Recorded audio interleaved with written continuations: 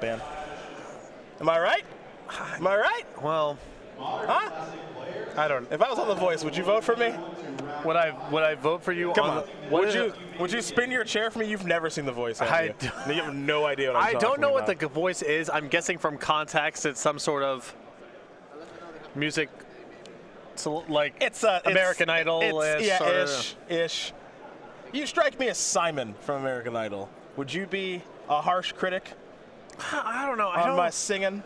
I don't feel like it's really my business to be just being critical of people's talent. That's like a weird thing to. That's a weird thing to be critical of. That's his calling card. I know it's a little bit different because they're trying to get a job as a singer or whatever, but it just doesn't. Like, what's the point of being a critic of other people's talents? Pays pretty well, probably. It does pay pretty well. Got to pay the bills somehow. Wayward servant, by the way. We should have a show where we judge Simon's ability to judge other people. That I would watch. Like, that critique was stupid or mean-spirited for no reason. Yep. You lose. You're out. You lose 5 points or whatever whatever it is we're playing for. Whatever objective scoring system we have. Right, yeah. That show I would watch. But just watching people sing and then listening to people sing, I guess, then hearing people talk about their opinions of their singing, I could not imagine something I would care about less. Here comes Thalia. Thalia might be a player in this matchup just by being 3 power and having first strike. We're going to remove an energy. That's going to be really hard to push. Incorrect. Really tough. Can't do that. Cost 3 mana. Now, I mean, it's a legal spell, so he can't really cast it, so they should just unwind. He shouldn't have to use the energies. I think what should happen here. He can't legally target, right? Yeah, what he wanted to target. So I don't think that he loses the energy. No, I think Revolt looks on resolution, right? So he can target. That's awkward. Boy, that's awkward. Okay, well, Dark Salvation. That. Losing the Fatal Push when Heart of Kirin is about to moat you is pretty painful. Is that tough? Is that tough? He's going to get a zombie. 2 triggers.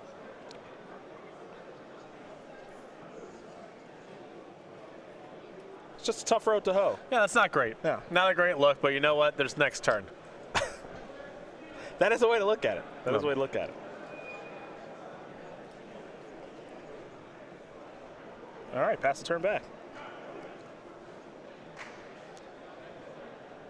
See what Jessup is able to do this turn. And you may wonder, what's the difference between someone judging someone on The Voice and me here in the booth being critical of plays like Fatal Pushing your Thalia without Revolt? What's the difference there? What's the difference? Okay, explain it. While I am critiquing these plays, I don't actually determine who wins based on my critiques. We don't have them play 3 games and then I judge who played better and that person gets to win. That's the winner. Sure. Just like whatever happens, happens. Sure. That's very different. You make an excellent point. That was not a great play. I agree. Fatal Pushing and not killing something. I think Zach would agree. But Zach can still win. And it doesn't matter if I judged Andrew to have played better. That doesn't matter. Fatal Push is going to kill the Wayward Servant. Yep. Targeted something he could legally target, which I like. Yep. That's a point. One of those objective points for Andrew. Andrew moves on to the bonus round. Yeah. Successfully Fatal Pushing a opposing creature. Here come the beatdowns from Zach. He's got some 3 power zombies. And Heart of Kirin cannot be turned on. Gonna crack a clue, Will Jessup. Get some information and decide if he wants to do any blocking or not with this Draven Inspector, which is certainly outclassed in the battlefield. Heart of Kirin, by the way, super powerful card, defining tier 1 standard, blah, blah, blah, blah, blah. Yes, of course. Not always at its best in aggressive mirror matches. Very true. The mixture of removal, pinning down your ability to crew, and also just waiting until you can kill the heart itself, it's not always a star. And this is a matchup where it's likely to be an underperformer, especially because Zach's removal spells are very well suited with Grasp of Darkness and Fatal Push. 2 mana. Is it perhaps a Scrap Heap Scrounger? No, he'll cycle. That's ugh. Jessup's hand must stank.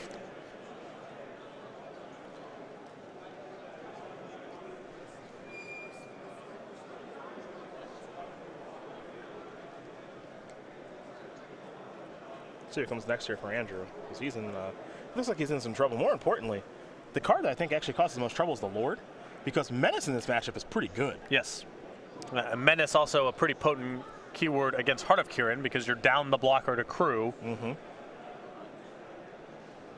Scrap Peep, Scrounger the draw. Continue. Mm-hmm. So you just need a lot on the table to be able to block effectively.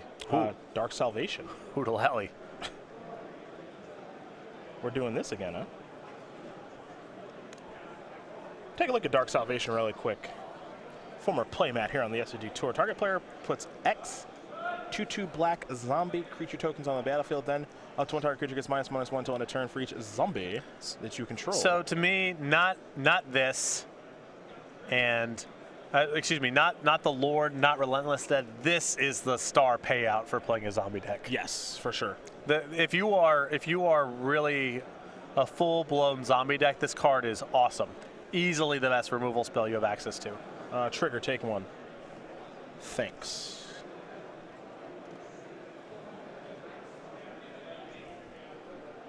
Now, Licensed Disintegration will take care of the Lord, but a healthy amount of damage is still going to come across here, and Jessup is still in some trouble. And Zach still with 3 spells in hand, been missing land drops.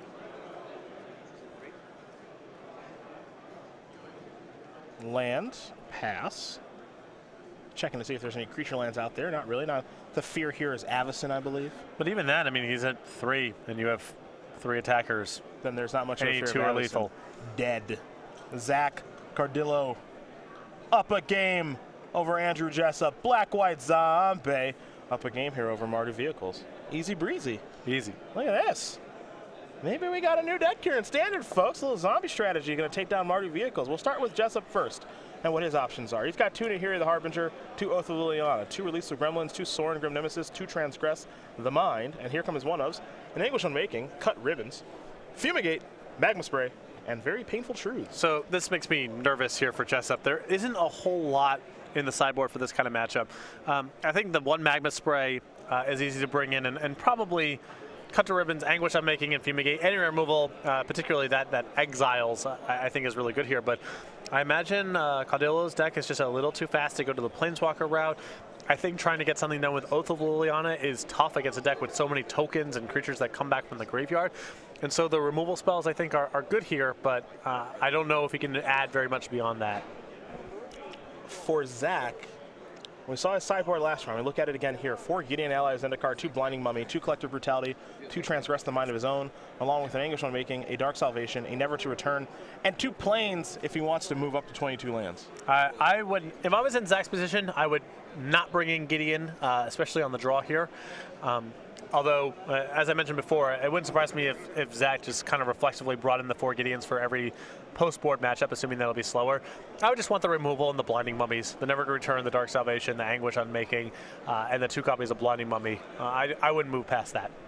Well, those are the options there for both players.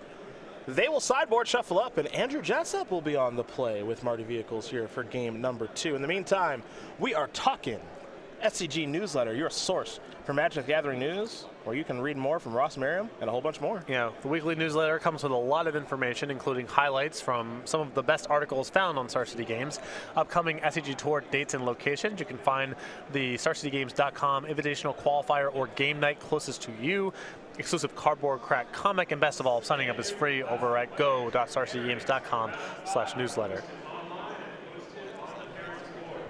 Game number 2 here between Jessup and Caudillo here in a second. Now for Jessup, he's playing the most played deck here in day number 2, maybe the most played deck in the tournament, Mardu Vehicles. Simple stuff. We know it's good. Most people have the cards for it and didn't really lose anything, so might as well just play it. And no maybes about it. Most popular deck in day number 2, 28 total copies. Green-Black Delirium, the second most popular deck, half as many copies at 14. If you want to lump Blue-Red Control and Jeskai together, that gets you to 13.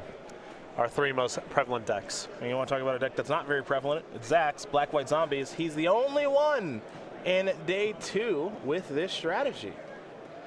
So on one side, you've got the most played strategy. On the other, you've got the least played strategy. And right now, the least played strategy is on top and looking to move on to 11-2. I see Caleb Shearer. He's picking up his stuff pretty quickly here. If he's moving that quick, and we see the clock there, about 40 minutes, I think maybe Caleb picked up another W. Or just got sweltering suns into the Stone Age. That also could have happened. We'll find out soon enough. We will. Although his opponent does not look like someone who just won a match. Based on the sigh. You got a little bit of a read the on the situation. sideboarding. Yeah. But we will find out soon enough. But you know what? New deck. Faster top 8. I support Caleb's run. Faster top 8. It's great. Someone's got to go. See if we can get to that Clippers Jazz game. Oh, yeah. See if we can make that for you tonight. Oh, yeah. Crypt Breaker is where Zach is going to start. The Toolcraft Exemplar is where Andrew started things. Both players with a concealed courtyard. Spire of Industry here for Andrew, and now a Heart of Karen. This is we call this the good start. This is the draw. Yeah. But Caudillo's deck has a lot of answers to that opening. So Zach will go. Another copy of Crypt Breaker has been drawn. He'll play another copy of Concealed Courtyard for now.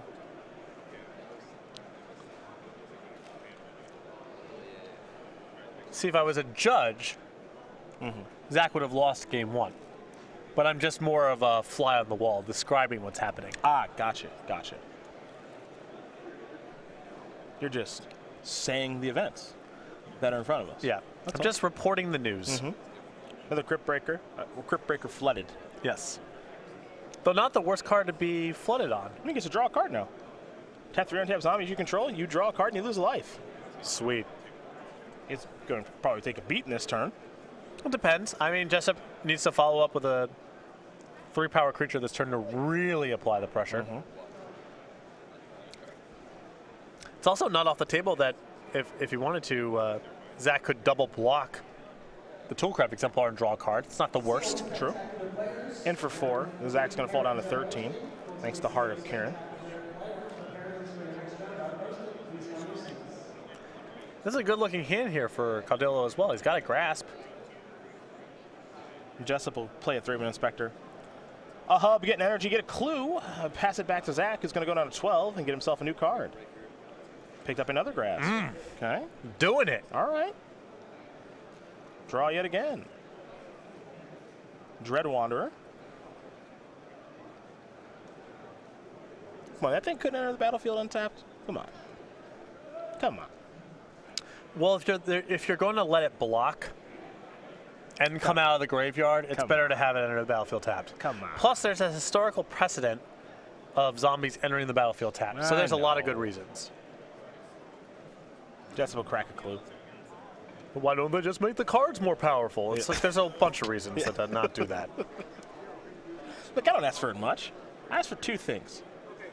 That to be untapped and Armageddon to be reprinted. What's the big deal? At white, white, white. Yeah. White. Maybe 4 white. Which, for example, Andrew could cast right now in his 3-color deck. 3-color deck, yes. Maybe it shouldn't be then. You make a compelling argument. Maybe it shouldn't be a thing. Trigger on the Exemplar. Crew. Attack. I think we're gonna we gotta kill that.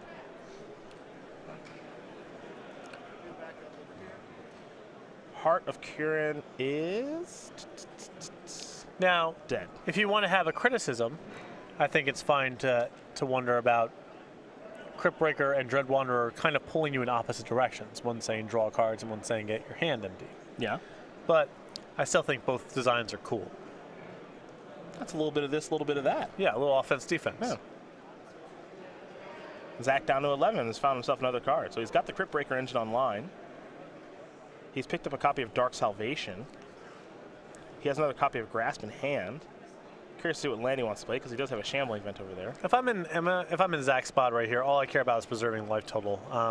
You have a couple of very powerful card advantage engines, and it's going to become harder and harder for Jessup to connect on the ground as you flood the battlefield with various zombies. So I'm willing to probably give some concessions to efficiency to make sure that Heart of Kirin doesn't hit me another time. If that means leaving up Grasp instead of tapping out for some plays, that's fine. A little more conservative this time. I would like to conservative approach. You know, the Crypt Breakers are taxing your life total. You have to worry about unlicensed disintegration. This is Dark Salvation. It's going to kill that. Yeah, that card is so good. I mean, if you are playing with... Look at this. All right. It's time to get in here. Let's race.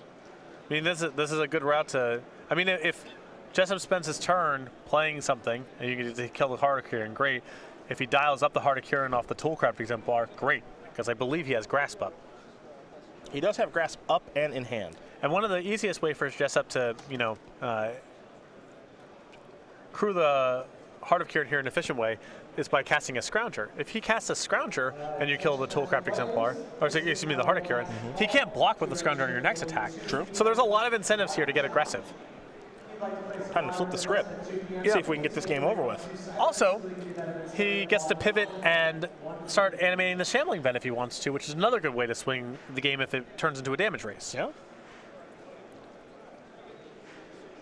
Oh, there's Scrounger.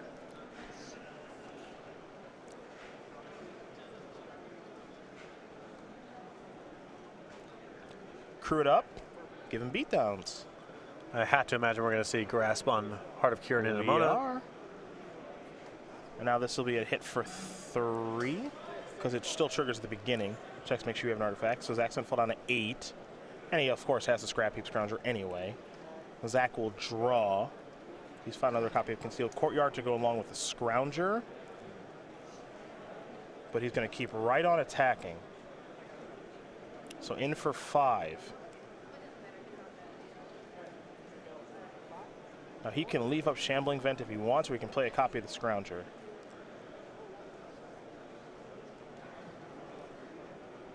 I think that attack that turn was a little too aggressive for me. I think that I would have cast the Scrounger, left back 1 Crypt Breaker with the intent of discarding the Concealed Courtyard in hand to the Crypt Breaker. Yeah, that's the same line I wanted to see there. Just more mana efficient. You get to convert the Concealed Courtyard, which is likely to be a dead card. You get some more blocking. Because I think you would happily trade a Crypt Breaker activation with the Scrounger at this point. Jessup's tied up on mana, so it's not trivial for him to get it back. It also means he doesn't have an artifact on the battlefield if you get to trade, which has implications for Toolcraft Exemplar, Unlicensed Disintegration, the Spire of Industry. Yeah, the thing I'm most scared about right now, if I'm Zach, is I'm just stone cold dead to Unlicensed Disintegration. Yes. Assuming that Jessup just attacks and... Whereas if he has a Crypt Breaker back, he can chump block with it, he can make a zombie with it, so on and so forth. Right. There are some options there. And also, I want to get the Scrounger on the table, too. I mean, if you're racing... Here's Walking Ballista.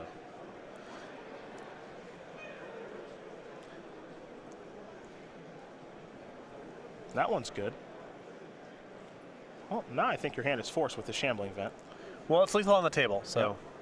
3/6, yeah, +2 from the Ballista, so you gotta jump in front of something. Although it's interesting, Caudillo's line last turn was so aggressive that I think Jessup had to assume Unlicensed Disintegration and attacking is no good. Because why else would he do that? What he did? Right. Yeah.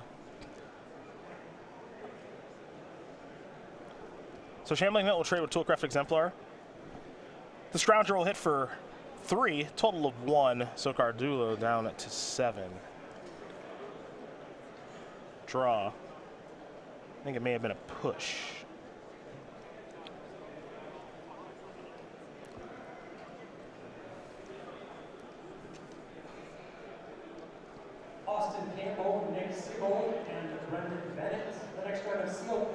How he wants to use this push will be a little bit interesting. Same thing can be said about all these Crypt Breakers. He can, of course, activate them to make zombies. He's just going to start, however, with the Dread Wanderer. The zombie Jackal. Going to come in for 2. Jessup's going to fall down to 8.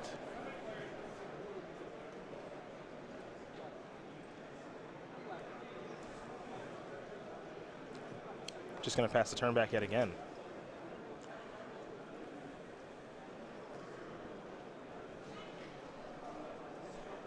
Jessup will draw. He's got Gideon in hand.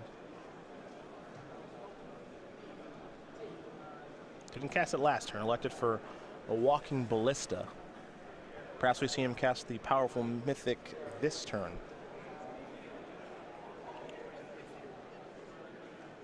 Here comes Scrap Heap Scrounger.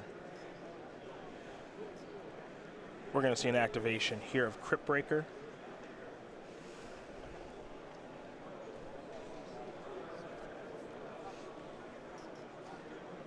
I'll discard Concealed Courtyard.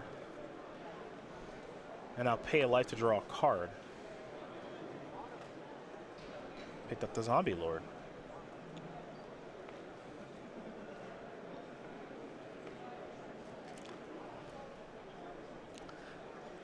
I think I would have preferred him to play the Concealed Courtyard and discard the Scrounger. Yeah. Because I still think he has some... He doesn't have another creature in his graveyard, excuse me. Never mind. Okay, makes some sense. I just assumed he did, but yeah, it's just lands and spells. Makes some sense.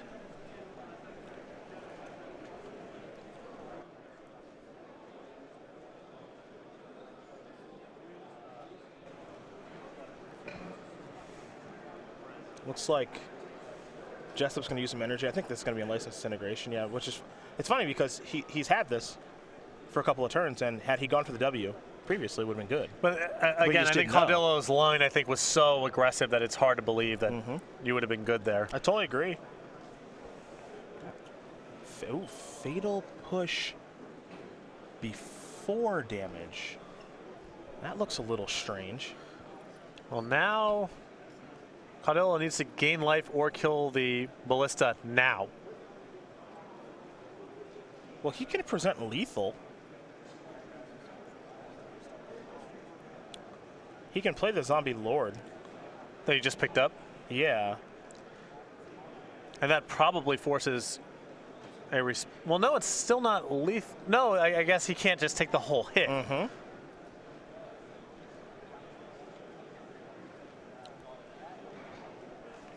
He plays the Zombie Lord. Jessup can respond by killing 1 or 2 Crypt Breakers. Right, but Caudillo is fine if that happens. I mean, great. Just get this Ballista off the battlefield, please. Yeah, I think that's the main thing he wants to have happen. He just wants to get this thing off the battlefield. I guess alternatively, if he can play... I'm not in love with this. The Servant and another zombie. Oh, I think he's thinking here that what he'll do is he'll just discard to the Crypt Breaker and get a point of life. Yeah, whenever another zombie enters the battlefield under your control, each opponent loses a life and you gain a life. So that's in play. Right, so he goes to 4. Now the Ballista's not lethal. But if he's going to do that, I think he's got to do that right away. Well, you could do it in response to the Walking Ballista of Jessup trying to dump mana into the Ballista. Sure, if he decides that's going to be his whole turn. I agree with you. I would still have done it straight away because there's so little incentive to wait. You're going to be doing it regardless. And now you're in a spot where if Jessup just goes past, you can't do it, which might matter for combat next turn. Yeah, I would have done it straight away. Yeah, there's no reason to respond because if Jessup says go, it's now what? It's a little riskier than I'd like. You just can't make your zombie, and you gotta.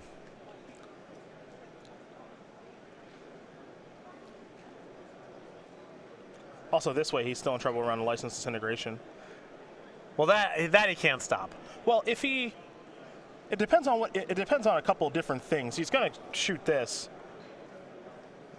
Now we're gonna have him. Yeah, he's gonna discard Scrounger, make a zombie go up to 4. Jessup's gonna fall down to 5. But then Licensed Disintegration will kill that, and they'll kill him. So Andrew Jessup's going to win game number 2 here over Zach Caudillo. Marty Vehicles and Black White Zombies are going to go to a 3rd game here. Game got a little bit complicated. Not sure if Zach had the tools to win or not. I would have gotten a little more aggressive with that Lord that turn, though, I think. I think I think the turn where he did not leave a Crypt Breaker back and didn't activate it was huge. Yeah. And that game was right on the margins there. I mean, any extra chump blocker, any extra attack he gets to make, that could have easily determined the outcome of the game. I generally like the fact that he pivoted and started getting aggressive around the time that he did. I think a lot of people would have just sat back on the Crypt Breakers, but given his life total, I liked turning the game around and trying to get aggressive. But there was one attack there where I think he would have been better served just leaving a Crypt Breaker back to potentially chump block and definitely to activate. And I don't know if it would have made a difference there. but that game was tight enough that I think every little bit would have counted. Zach's going to play this time for game number 3. He's just kind of shuffling up while Jessup is taking a look at his deck again. So I'm going to look at Jessup's sideboard. We've already gone over it once, but Nahiri's and Oaths and release the Gremlin, Sorin, and Transgressor, all 2 elves, along with Anguish Unmaking, Cut Ribbons, Fumigate, Magma Spray, and Painful Truce. Magma Spray is a pretty obvious one. Best card on the sideboard, most likely. I think the Fumigate is great here because Jessup can win.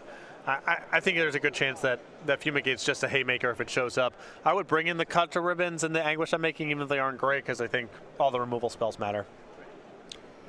Well, game number 3 going to be underway here. You see the clock. About 24 minutes left to go here between Marty Vehicles and Black White Zombies. They will sideboard and shuffle. Almost ready here for game 3. Let's talk about Fleecekeeper.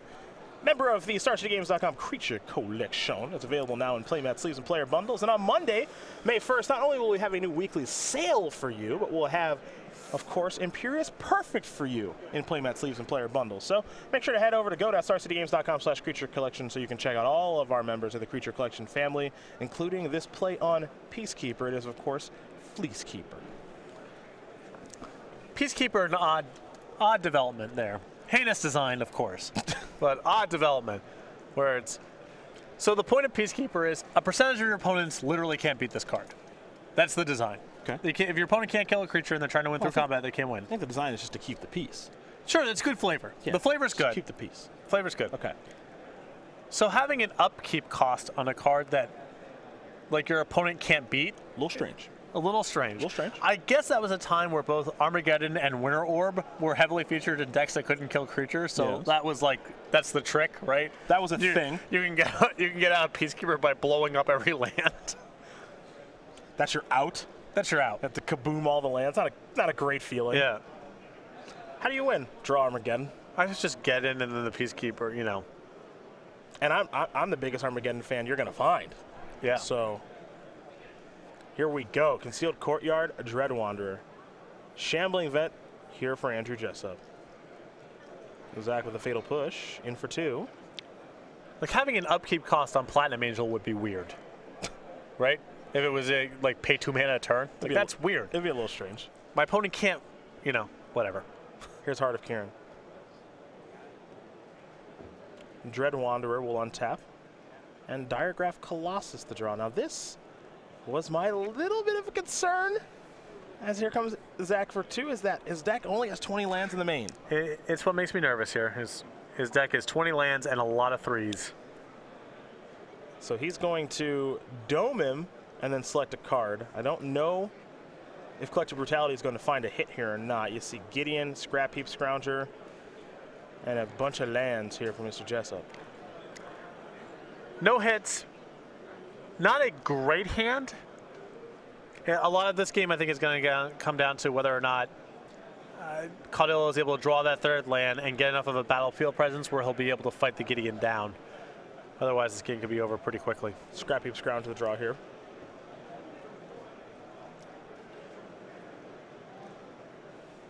Scrap Heap Scrounger to the play. Crew in.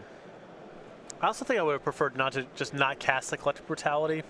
I would want to be able to make sure that I killed something with it. And with Fatal Push in hand, there's a good chance your mana isn't even burned off for the turn because good chance Jessup cooperates and lets you kill the Heart of Kiran. Yeah. Here's an attack for 2. If it was a Scrounger, you could have just killed the Scrounger instead, even if he doesn't animate the Heart of Kiran.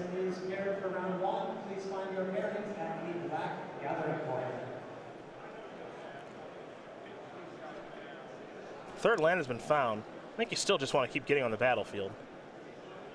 There's Diregraph Colossus. It's going to be a 3/3. Pass the turn back. That was a really critical 3rd land. You can feel important. This being Caudillo's battlefield rather than just the 2/1 right before Gideon feels like that's a huge difference in the way this game is shaping up. Heading back Andrew Jessup's way. Could just play Gideon this turn. It could be a heck of a Gideon turn. It could be a make a 2/2. And of course, turn on Heart of Kiran and get in with my Scrap Heap Scrounger. That all could happen this turn. Well, the concern I have about the reduce the loyalty is now Gideon is down to 3 loyalty, which means the Diregraph Colossus is lethal to Gideon on its own and may constrain the way that you had to block. I think my preference here would just be to make a knight and use the Scrounger to turn on the Heart of Kirin. So you look at the light totals, I mean, I think Jessup does want to play a little bit of defense here. Okay. I'm going to disagree. All right. I'm a fan of this just because I can turn on Heart and Kirin on defense too. And we'll see. It's not unreasonable for Caudillo to be able to piece together 2 pieces of removal here. That's true. And then you're down your Gideon. Yep. Here's the Lord. Yeah, I think this is really bad news now for Jessup. And a push is going to kill the token. Let's see where the attackers are going to go here, because now Heart of Kirin is still out there. Yeah, so this is I think this is a trip up here for Caudillo. I think he needed to just play the Lord and then get rid of the Heart of Kirin before blocks. Because Jessup's he's going to lose his Gideon anyway. He just gets to swallow up a 3/2 for free. Yeah, he gets to just eat something. And now Zach still has to contend with the Heart of Kirin. Right, I think he really needed to save the fatal push there for the Heart of Kirin and not get the token. Because both of his attackers were lethal to the Gideon. Yep. So what has to happen there is Jessup's just going to dial up the Heart of Kirin. You get rid of that.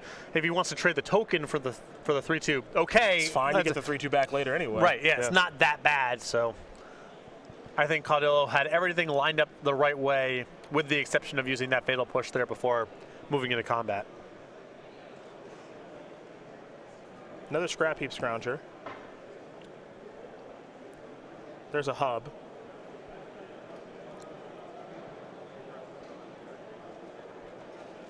And now there's Unlicensed Disintegration.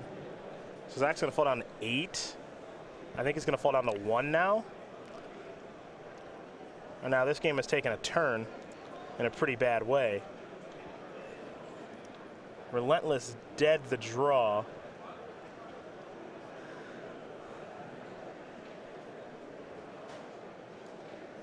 So he'll play that, and he gets to make another 2/2 zombie. Although if he has grasp, if he can answer the Heart of Kirin, still playing. He's still playing.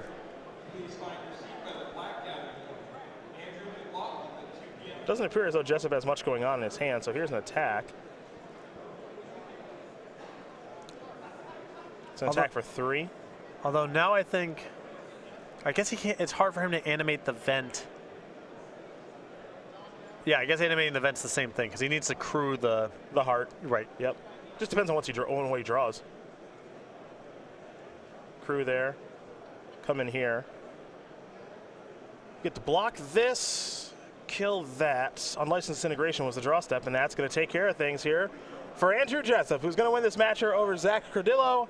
2-1. Marduk Vehicles will take care of the innovative Black-White Zombies deck, and for Andrew Jessup, it's another top 8 on his ever-growing resume here on the SCG Tour. And if he's at 11-0-1 playing against an X2, that means that he mashed a lot of people with 1 loss all around the way. So great run through the Swiss here. Congratulations to Andrew Jessup now in the top 8. I think, to be honest, both the games that Caudillo lost were in the margins. They didn't look that close at the end of it, maybe. But the games were so tight and so much was defined in the first 3 or 4 turns of those games